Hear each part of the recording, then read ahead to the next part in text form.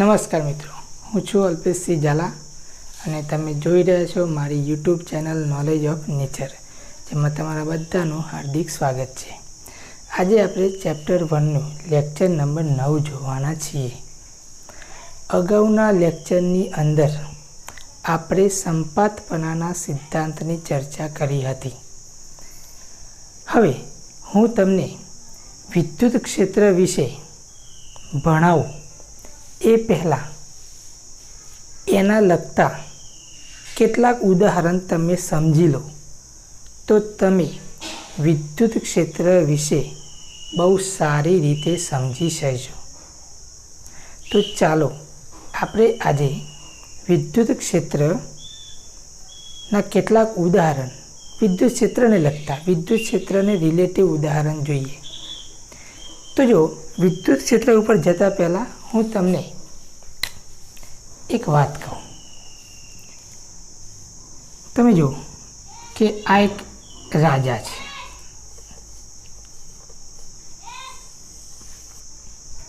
રાજા આ એની સીટ છે અથવા તો ઘર છે, અને આ જે બોર્ડ છે એ બોર્ડ જેટલો એનો વિસ્તાર છે। હવે જો કોઈ બીજા વિસ્તારનો વ્યક્તિ અહીંયા આવે છે તો એને આવવા માટે પ્રતિબંધ છે। એનો મતલબ કે આ જે રાજા છે એ રાજા આટલા વિસ્તારની અંદર રહેતા જે લોકો છે એ લોકો પર શું લગાડી શકે છે ભાઈ? તો કે હુકમ લગાડી શકે, હુકમ ચલાવી શકે છે। અહીંયા હુકમ એટલે આપણા ટોપિકની અંદર આપણે બળ ગણવાનું છે, ધ્યાન રાખજો। હુકમ એટલે આપણા ટોપિકની અંદર બળ ગણવાનું છે। હવે તમે એમ કહો કે રાજા એક માણસ છે, આ માણસ કોના પર હુકમ ચલાવી શકે? માણસ પર।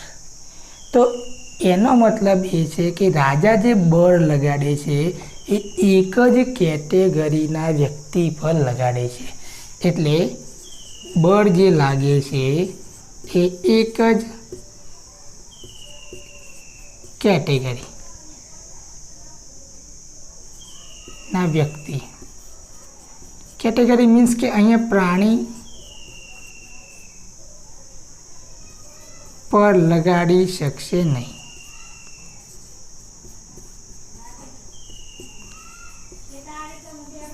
એનો મતલબ કે અહીંયા માણસ છે તો માણસ પર બળ લગાડવાનું। હવે તમે જુઓ કે આ રાજાનો હુકમ આ જગ્યાએ ચાલવાનું નથી, કેમ? તો એનો વિસ્તાર પૂરો થઈ ગયો છે। તો અહીંયા વિસ્તાર એ બીજું કંઈ નથી, વિસ્તાર એ જ રાજાનું ક્ષેત્ર છે। તો તમે જુઓ કે અહીં રાજા છે એ પોતાના વિસ્તારમાં રહેતા લોકો પર અથવા પોતાના વિસ્તારમાં આવતા લોકો પર બળ લગાડે છે। તો અહીંયા જે વિસ્તારમાં એ બળ લગાડે છે એને રાજાનું ક્ષેત્ર ગણાય। કોનું ક્ષેત્ર ગણાય? રાજાનું ક્ષેત્ર। હવે અહીંયા રાજાની જગ્યાએ હું તમને એમ કહું કે અહીંયા આપણા મુખ્યમંત્રી છે, ગુજરાતના મુખ્યમંત્રી।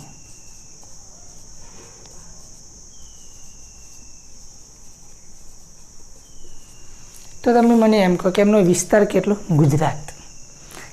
એ હુકમ ચલાવવાના કેટલા વિસ્તારમાં? ગુજરાતમાં। હવે તમે જોજો કે અહીંયા મુખ્યમંત્રી જે છે એટલે કે એનું જે પદ છે એનું કંઈક મૂલ્ય છે। બોલો, મુખ્યમંત્રી, ગુજરાતના મુખ્યમંત્રી આ ગુજરાતનો જે વિસ્તાર છે એટલા વિસ્તારમાં જ હુકમ ચલાવી શકે છે। કોના પર? માણસ પર। એક જ કેટેગરીમાં છે, એ પણ માણસ છે, તો માણસ પર બળ લગાડે છે એવું અહીંયા તમારે માનવાનું છે। એટલે બધા જ રાજ્યના મુખ્યમંત્રી પોતપોતાના રાજ્યમાં હુકમ ચલાવી શકે, રાઈટ? પણ જો અહીંયા હું પ્રધાનમંત્રી કહું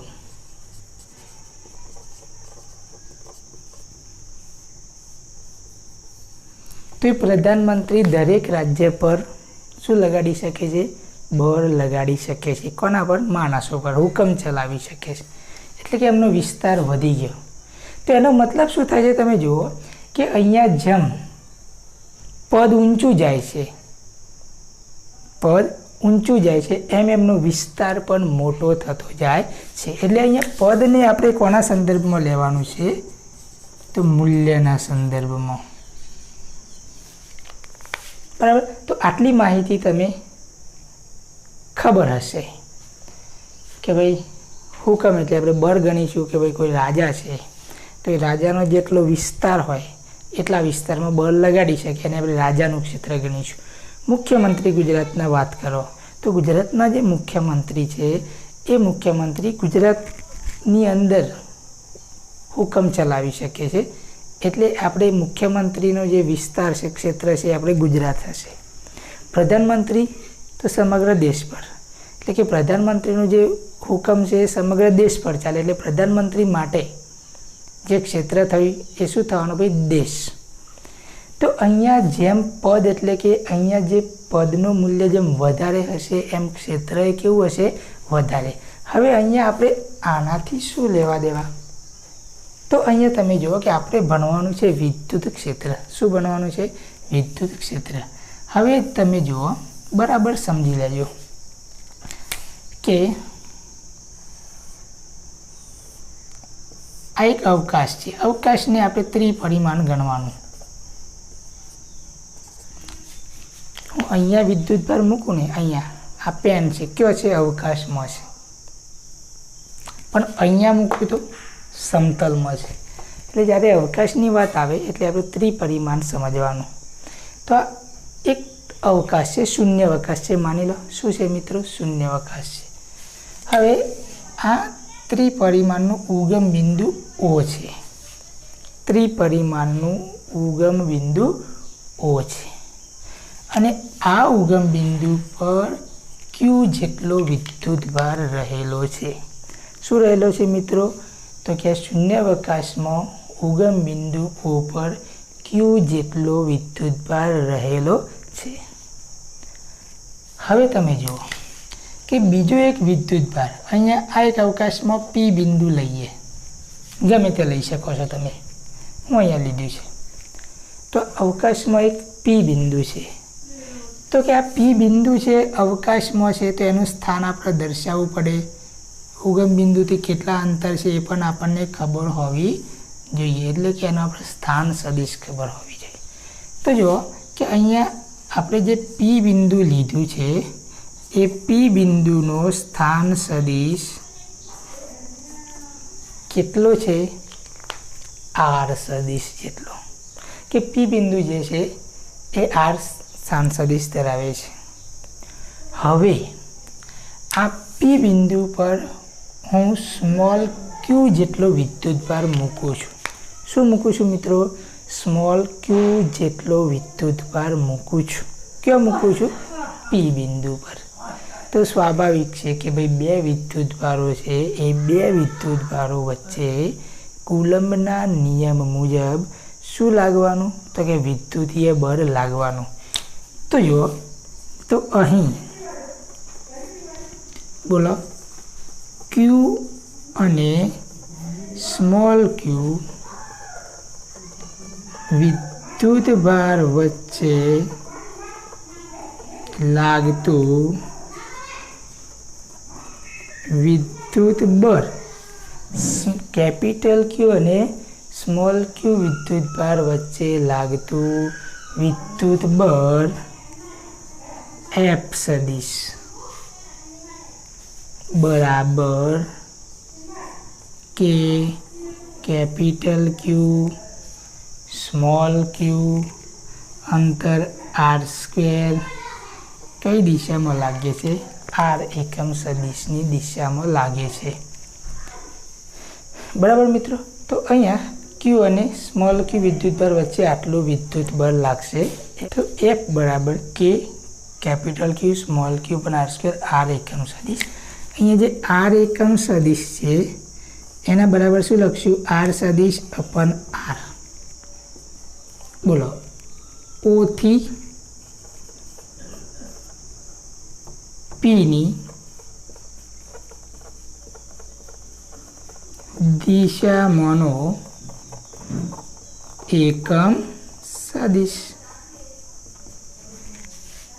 હવે જો કે અહીંયા આપણને ખબર છે કે અહીંયા વિદ્યુતભાર પર બળ લાગે છે. હાલ આપણે ક્યુના કારણે સ્મોલ ક્યુ પર લાગતું બળ જોઈશું. બળ ક્યાં લાગવાનું તો આપણને ખબર છે કે બે વિદ્યુતભારોને જોડતી રેખામાં લાગવાનું, કે આ દિશામાં આના પર બળ લાગવાનું. તમે જુઓ કે અહીંયા એરો હું આ તરફ બતાવ્યું. કેમ? કારણ કે અહીંયા હું બંને ધન વિદ્યુતભાર લીધા છે. એટલે ધન વિદ્યુતભાર વચ્ચે શું થવાનું? અપાકર્ષણ. અને અપાકર્ષણ થાય એટલે હંમેશા એકબીજાથી દૂર જાય. એટલે આ ક્યુના કારણે આ ક્યુ પર લાગતું જે વિદ્યુત બળ છે એ વિદ્યુત બળ કઈ દિશામાં છે? આ તરફ છે, આર કેરેટની દિશામાં. હવે જો કે જો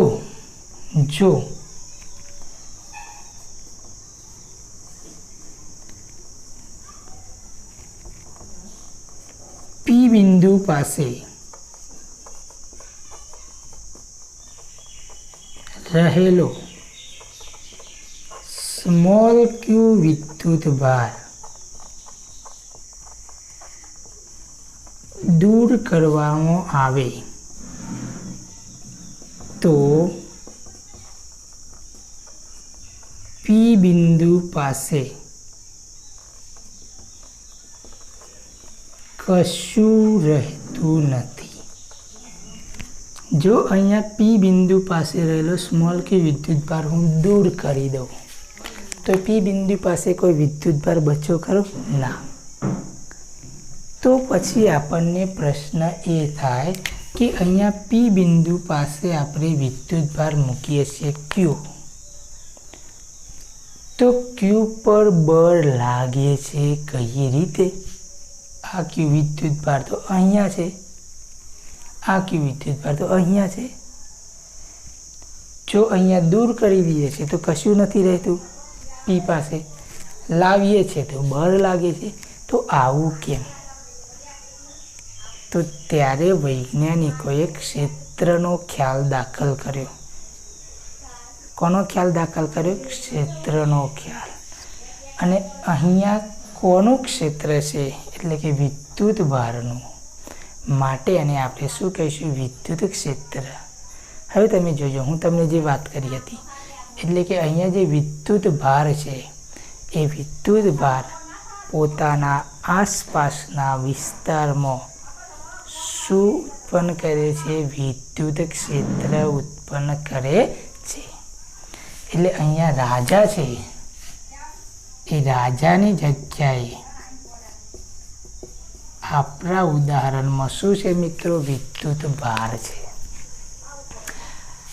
આ વિદ્યુત ભાર હુકમ ચલાવે છે, એટલે કે બળ લગાડે છે. કોના પર બળ લગાડે છે? એક જ કેટેગરીના એટલે બીજા વિદ્યુત ભાર પર. એટલે એક જ કેટેગરીનો વ્યક્તિ એટલે અહીંયા આપણો શું થવાનો? બીજો વિદ્યુત ભાર. આ બીજા વિદ્યુત ભાર પર બળ લગાડે છે. તો માની લો કે અહીંયા આ ક્યુ વિદ્યુત ભાર હું અહીંયા મૂકું તો બળ લાગે છે.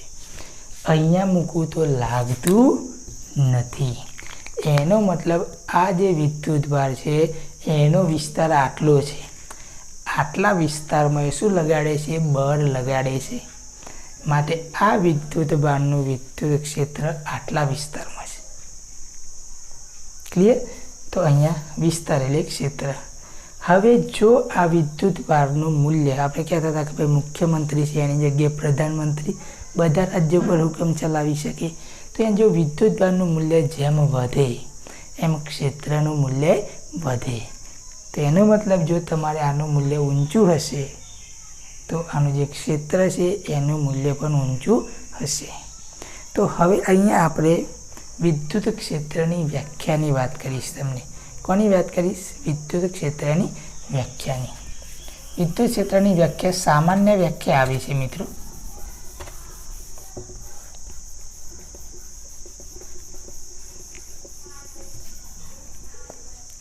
કે ભાઈ કોઈ વિદ્યુત ભાર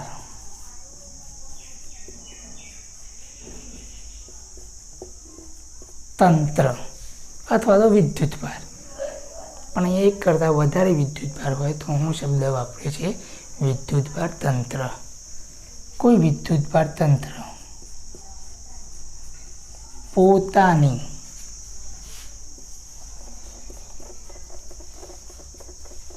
આસપાસના જેટલા વિસ્તારમાં કોઈ વિદ્યુતભાર તંત્ર પોતાની આસપાસના જેટલા વિસ્તારમાં પોતાની અસર વર્તાવે છે. પોતાની અસર મીન્સ બળ લગાડે છે તેટલા વિસ્તારને તે તંત્રનું વિદ્યુત ક્ષેત્ર કહે છે.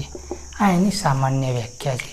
કોઈ વિદ્યુતભાર તંત્ર, કોઈ ગમે તે તંત્ર એટલા માટે કે બે કરતાં વધારે વિદ્યુતભાર હોય તો તે વિદ્યુતભાર તંત્ર પોતાની આસપાસના જેટલા વિસ્તારમાં પોતાની અસર વર્તાવે છે, એટલે કે પોતાના કારણે બળ લગાડે છે, તો એ વિસ્તારને તે તંત્રનું વિદ્યુત ક્ષેત્ર કહે છે.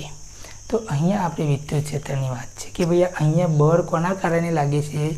હવે ખબર પડી ને કે ભાઈ અહીંયા પી આગળનો આપણે વિદ્યુતભાર ક્યુ દૂર કરીએ તો પી આગળ કશું રહેતું નથી. તો પી આગળ જો વિદ્યુતભાર ક્યુ મૂકીએ છીએ તો બળ કેમ લાગે છે, તો કે આ જે ક્યુ વિદ્યુતભાર છે એ વિદ્યુતભારના કારણે આ એની આસપાસનો જે વિસ્તાર છે એ વિસ્તારમાં શું ઉદ્ભવે છે, વિદ્યુત ક્ષેત્ર. અને એ વિદ્યુત ક્ષેત્રના કારણે જ્યારે બીજો વિદ્યુતભાર એ વિસ્તારમાં આવે છે તો એના પર બળ લાગે છે. ધ્યાન રાખજો મિત્રો, વિદ્યુતભાર આવે છે તો જ. જો વિદ્યુતભાર ના આવે તેના પર બળ નહીં લાગે. કેમ? કારણ કે એક જ કેટેગરીમાં નહીં આવે. તો અહીંયા પી બિંદુ પાસે રહેલા ક્યુ વિદ્યુતભાર દૂર કરવામાં આવે તો પી બિંદુ પાસે કશું રહેતું નથી. તો પછી ક્યુ વિદ્યુતભાર પર બળ કેવી રીતે લાગ્યું, તો કે વિદ્યુતભારના કારણે. કેટલું બળ લાગે છે એની ચર્ચા આપણે કરી દીધી કે ભાઈ એફ બરાબર કે કેપિટલ ક્યુ સ્મોલ ક્યુ અપન આર સ્ક્વેર, આર એકમ સદિશ. હવે આપણે વિદ્યુત ક્ષેત્રની વાત કરવાની છે. વિદ્યુત ક્ષેત્ર લાગે છે, વિદ્યુત ક્ષેત્ર અહીંયા છે તો કેટલું છે, એનું સૂત્ર કેટલું છે, એની વ્યાખ્યા કઈ છે, એનો એકમ કયો છે. તો જો અહીંયા આ માહિતી માટે છે. જો ક્યુ બરાબર 1 કુલમ હોય, ક્યુ બરાબર 1 કુલમ હોય તો લાગતા બળને, જો ક્યુ બરાબર 1 કુલમ લઈએ, સ્મોલ ક્યુ બરાબર, તો જે બળ લાગે છે એ બળને વિદ્યુત ક્ષેત્ર કહેવાય છે. શું કહેવાય છે મિત્રો? વિદ્યુત ક્ષેત્ર.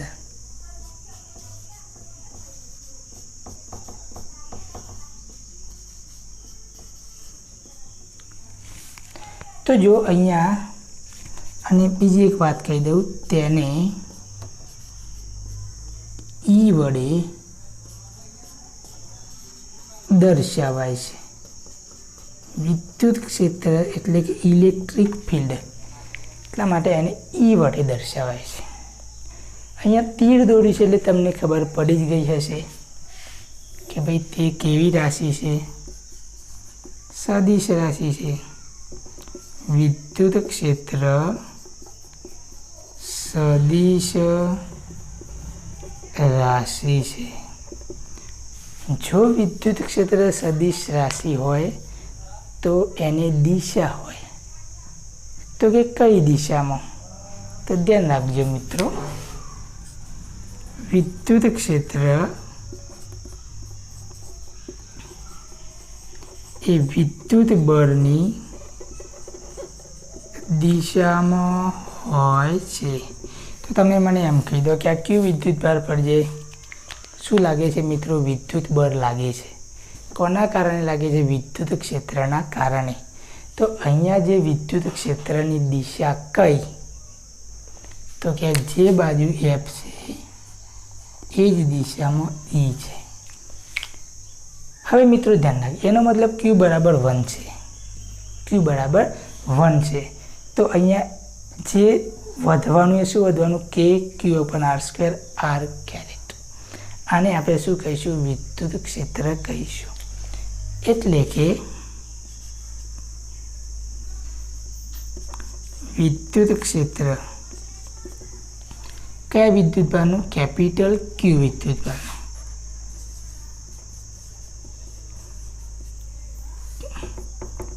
Q વિદ્યુત ભારનું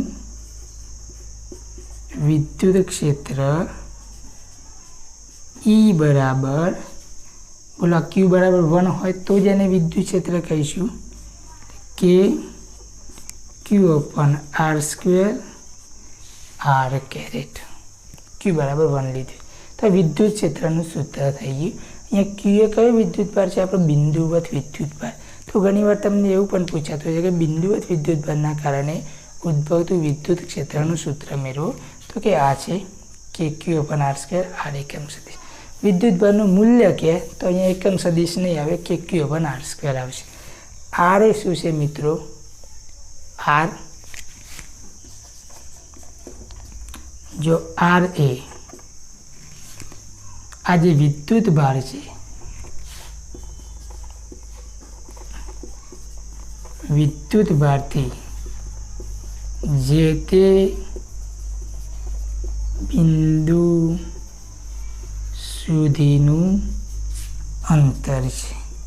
એટલે કે અહીંયા આપણે r જે છે એ કયું અંતર છે? તો કે Q વિદ્યુત ભારથી P બિંદુ સુધીનું અંતર છે. તો r એ વિદ્યુત ભારથી જે તે બિંદુ સુધીનું અંતર છે. હવે આ સૂત્રની અંદર જુઓ મિત્રો તમે, હવે વિદ્યુત ક્ષેત્રનું સૂત્ર આપણને ખબર પડી ગયું છે. ઓકે, હવે આપણે એવું સૂત્ર મેળવવું છે કે આ Q વિદ્યુત ભાર પર બળ કેટલું લાગે છે વિદ્યુત ક્ષેત્રના પદમાં મેળવવું છે. આ તો આપણને ખબર છે આટલું બળ લાગે છે, પણ વિદ્યુત ક્ષેત્રના પદમાં મેળવવું છે. તો હવે તમે આ જે સમીકરણ છે એ સમીકરણમાં અહીં સમીકરણ નંબર હું 1 આપી દઉં, સમીકરણ નંબર 2 આપી દઉં. ચલો, સમીકરણ 1 અને 2 પરથી, એટલે કે અહીંયા જે Q છે અથવા તો 1 અને 2 પરથી એટલે કીધું છે, એટલે ચલો કે Q/r² r કેરેટ છે એના બરાબર શું લખાશે? E. એટલે આની જગ્યાએ E લખાય કે ના લખાય? લખાય. તો કે F બરાબર શું વધ્યું મિત્રો? E × Q. બહુ જ અગત્યનું સૂત્ર છે, બહુ જ અગત્યનું સૂત્ર છે, ધ્યાન રાખજો મિત્રો. F બરાબર E × Q. આ જે સૂત્ર છે એ ફક્ત મૂલ્ય આપશે. હવે આ બળ કેટલા અંતર માટે છે? તો કે r સ્થાન સદિશ ધરાવતા બિંદુ માટે. એટલે જો અહીંયા આપણે વ્યાપક સ્વરૂપમાં લખવું હોય તો આપણે આવી રીતે લખીશું.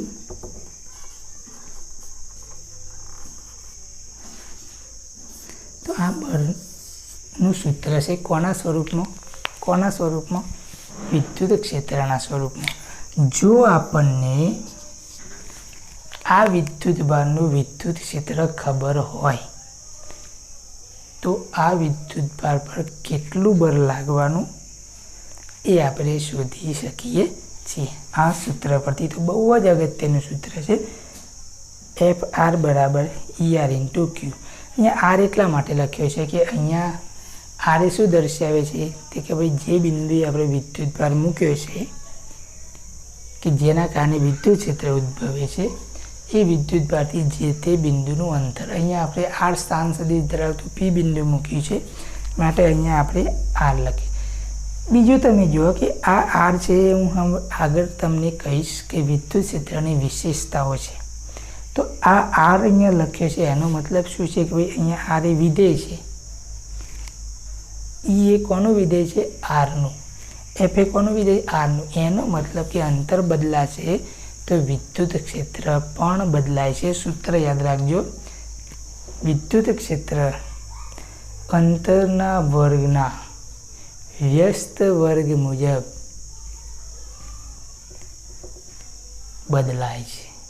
જો E પ્રપોર્શનલ ટુ 1/r², આપણે આગળની વિશેષતાઓમાં જોઈએ છીએ। તો આ થઈ ગયું બિંદુવત વિદ્યુતભારનું વિદ્યુત ક્ષેત્ર, આ થઈ ગયું વિદ્યુત બળ કોના પદમાં? વિદ્યુત ક્ષેત્રના પદમાં। આ સૂત્ર બહુ જ અગત્યનું છે। હવે આપણે વિદ્યુત ક્ષેત્રની વ્યાખ્યા મેળવવાની છે।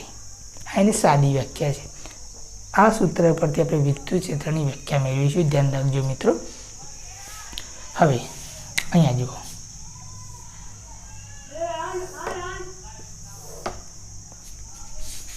ક્યુ આ બદલાઈ દઉં,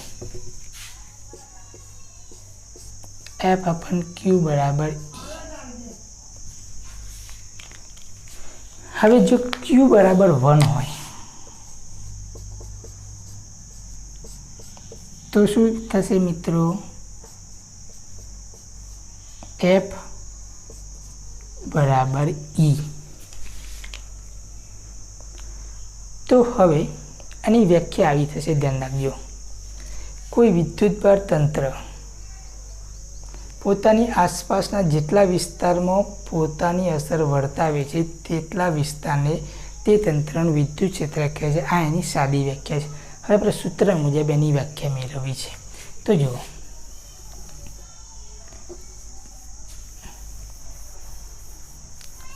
કોઈ વિદ્યુતભાર તંત્રને લીધે અથવા વિદ્યુતભારને લીધે અવકાશમાંના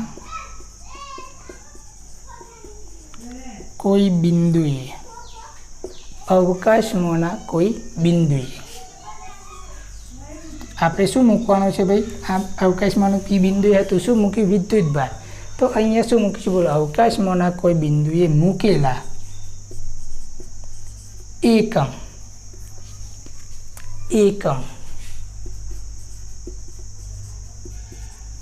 વિદ્યુતભાર, એટલે કે વિદ્યુતભારનું મૂલ્ય 1 હોય, 1 કુલમ હોય। તો અવકાશમાંના કોઈ બિંદુએ મૂકેલા એકમ વિદ્યુતભાર પર લાગતા બળને તે બિંદુ પાસેનું, એટલે અહીંયા P આગળ મૂક્યું છે તો P પાસેનું, તે બિંદુ પાસેનું શું કહે છે મિત્રો? વિદ્યુત ક્ષેત્ર કહે છે। તો આ થઈ ગઈ એની વ્યાખ્યા। કોઈ વિદ્યુતભાર તંત્રના લીધે અવકાશમાંના કોઈ બિંદુએ મૂકેલા એકમ વિદ્યુતભાર પર લાગતા બળને તે બિંદુ પાસેનું વિદ્યુત ક્ષેત્ર કહે છે। કોઈ વિદ્યુતભાર તંત્રના લીધે, અહીંયા હું એક શબ્દ ઉમેરી દઉં, તેની આસપાસ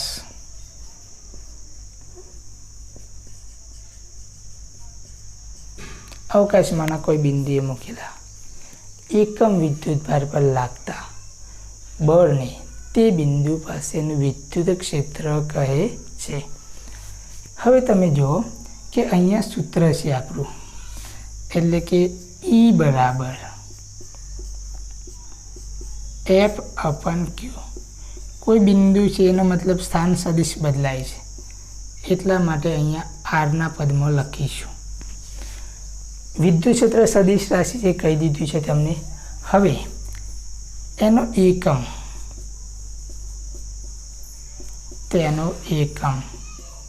ચલો, તેનો એકમ એટલે બળનો એકમ કયો આવશે મિત્રો? ન્યૂટન। વિદ્યુતભારનો એકમ કયો આવશે? કુલમ છે।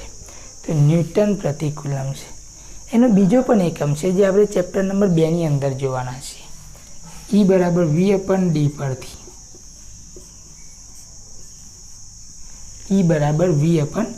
પરથી, આ સૂત્ર પરથી V એટલે વિદ્યુત સ્થિતિમાન, તો એનો એ બીજો એકમ અહીંયા વોલ્ટ પ્રતિ મીટર છે, આ સૂત્ર પરથી। હવે જો એનું સૂત્ર આપણે જાણતા હોઈએ તો આપણને એનું પરિમાણ સૂત્ર આવડવું જોઈએ.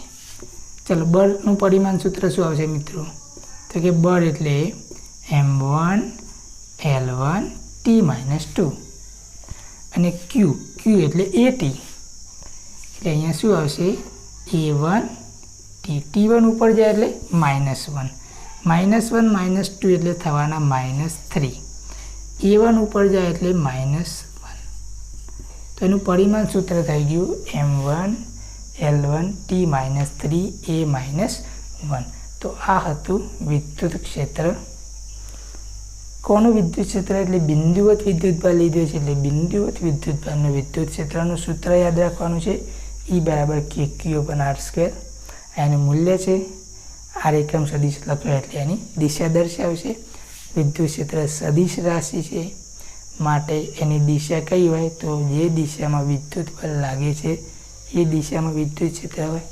આ વિદ્યુત ક્ષેત્રની આપણે વ્યાખ્યા જોઈ લીધી. વિદ્યુત ક્ષેત્રના પદમાં આ શું છે મિત્રો? તો કે બળનું સૂત્ર છે કે ભાઈ કોઈ વિદ્યુતભાર હોય તો એ વિદ્યુતભાર પર કેટલું બળ લાગશે. માની લો કે આનું જે વિદ્યુત ક્ષેત્ર છે એ 50 ન્યૂટન પ્રતિ કુલમ છે. ક્યુ વિદ્યુતભારનું વિદ્યુત ક્ષેત્ર 50 ન્યૂટન પ્રતિ કુલમ છે. હવે અહીંયા જો હું 2 કુલમનો વિદ્યુતભાર લાવું પી બિંદુ પાસે, આ અંતર માની લો કે 2 સેન્ટીમીટર છે, અને હું જો 2 કુલમ તો નહીં પણ 2 માઇક્રો કુલમ વિદ્યુતભાર લાવું, એટલે 2 × 10 - 6 કુલમ વિદ્યુતભાર અહીંયા પી બિંદુ આગળ મૂકવું. આર કેટલું લીધું?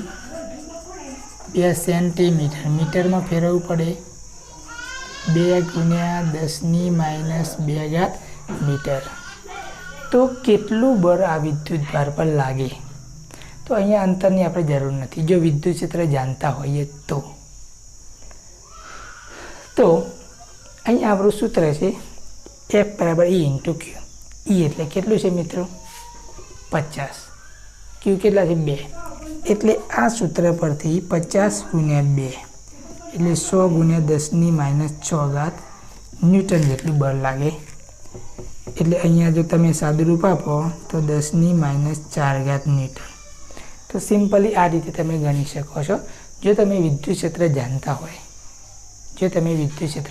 હોય. તો હવે અહીંયા બીજી એક વાત તમારે ધ્યાન રાખવાની છે કે અહીંયા જે વિદ્યુત ક્ષેત્ર છે આ વિદ્યુત ક્ષેત્ર આપણે અચળ લીધું છે, બરાબર? ધ્યાન આગળ આપણે જોઈએ છીએ તો જ આપણે અહીંયા ડાયરેક્ટ મૂકી દીધું 50 ન્યૂટન પ્રતિ કુલમ. અહીંયા અંતર લીધું આપણે ના, પણ આપણે આગળ જોઈશું કે ભાઈ વિદ્યુત ક્ષેત્ર છે એ અંતર સાથે ઘટતું જાય છે. તો પછી એ સૂત્ર મુજબ જો આપણે ગણવું હોય તો એ વખતે આપણે આ સૂત્ર પરથી E કેલ્ક્યુલેટ કરવું પડે અને પછી અહીંયા મૂકવું પડે, બરાબર? પણ હાલ જો સમાન વિદ્યુત ક્ષેત્ર એટલે કે અચળ વિદ્યુત ક્ષેત્ર હોય તો આ સૂત્ર મુજબ આપણે ગણી શકીશું. તો આ એક એના સૂત્ર છે, 2 ધ્યાન રાખજો.